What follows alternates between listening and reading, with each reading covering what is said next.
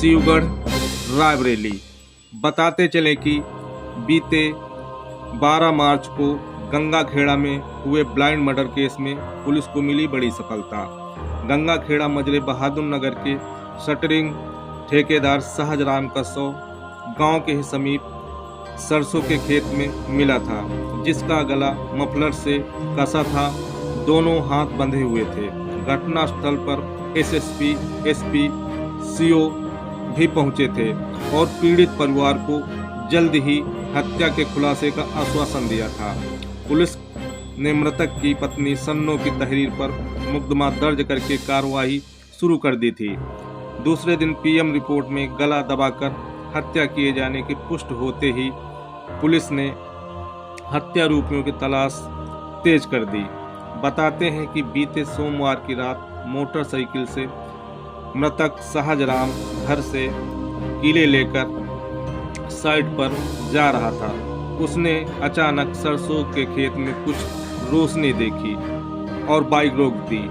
जब वह पास गया तो अपनी चचेरी साली को 2 युवकों के साथ आपत्तिजनक स्थिति में देख लिया था, जिस पर दोनों युवक उस पर हमलावर हो गए थे और विवाद इतना बढ़ गया था कि दोनों युवकों ने उसी की मफलर से उसका गला कस दिया और जब उसने दम तोड़ दिया तो उसके दोनों हाथ बांध दिए और उसी की बाइक को ले जाकर बड़ी नहर में फेंक दिया।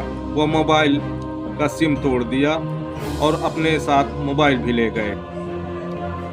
वहीं शिवगढ़ पुलिस ने मृतक की भतीजी, जो कि गंगाखेड़ा मजरे बहादुर नगर थाना शिवगढ़ की रहने वाली थी, वह 2 प्रेमी संजीव कुमार पुत्र रामकिशोर व हर्षित पुत्र हरिचंद निवासी दोस्तपुर थाना बछरावा को गिरफ्तार करके जेल भेज दिया।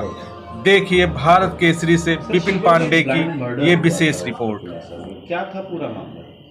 देखिए, पिछले 12 तारीख को शिवगढ़ का गांव पड़ता है गंगाखेड़ा।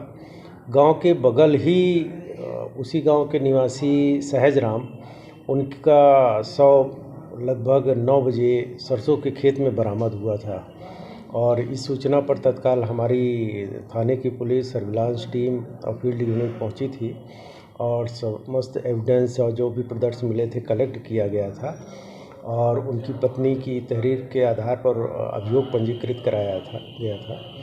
और इसमें जो विवेचनात्मक कार्रवाई हुई और जो एविडेंस सारे मिले हैं, विवेचना के दौरान ये तथ्य प्रकाश में आया कि गंगाखेड़ा की एक युवती है जिसका प्रेम संबंध बछरावा थाना क्षेत्र का गांव पड़ता है दोस्तपुर, वहां के रहने वाले हैं संजीव और हर्षित।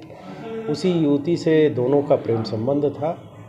उस दिन मृतक बगल के गांव दुजई खेड़ा में स्लेब डाल रहा था और अपने घर रात में लगभग 12 बजे शटरिंग का कील लेने आया था। कील लेकर के जा रहा था तो कुछ लाइट मोबाइल का प्रकाश आया, उसको कुछ संदेह हुआ। वहां जा कर के देखा तो युवती और ये उसके 2 प्रेमी वहां मौजूद थे और फिर उसी में आपस में कहासुनी हुई। कहासुनी के दौरान तीनों ने मिल कर के सहजराम की हत्या कर दी। इसमें उसके मोबाइल और बाइक सारी सब बरामद हो गई हैं और अभियुक्तों को गिरफ्तार करके रिमांड हेतु माननीय न्यायालय प्रेषित किया गया है। सर, ये ब्लाइंड मर्डर था, पुलिस पहुंची कैसे थी हत्या में? बहुत जल्दी खुलासा हुआ है। इसमें हमारी फील्ड यूनिट की टीम और सर्विलांस की टीम और मैनुअल जो मुखबिरी होती है, जो पुलिस की परंपरागत विवेचनात्मक कार्य पद्धति है, उस आधार पर हम लोगों ने 2 टीमें बनाई थी। एक तो बाहर के सर्च कर रही थी और एक आशंका थी कि गांव में ही कहीं न कहीं हत्या के सूत्र हैं। तो उस आधार पर सभी लोगों के नंबर लिए गए थे, जो वहाँ के युवक थे और युवतियाँ जो 9 युवतियाँ थी उनके नंबर लिए गए थे और संदेह और इंट्रोगेशन के आधार पर धीरे धीरे हम लोगों ने डेवलप किया और उसके उपरांत ये तथ्य प्रकाश में आया।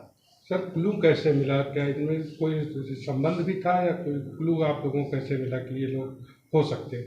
जैसा कि हमने बताया कि गांव का पूरी जब प्रोफाइलिंग तैयार की गई, जो वहाँ नए उम्र के लड़के और लड़कियां थी, प्रोफाइलिंग तैयार कराने के बाद और CDR एनालिसिस के बाद जो तथ्य प्रकाश में आए कि ये युवती जो दोस्तपुर गांव के लड़कों से इनके संबंध थे और पहले से भी रहे हैं। CDR एनालिसिस पे ये बातें स्पष्ट हुई कि दोनों में आपस में खूब बातचीत होती थी।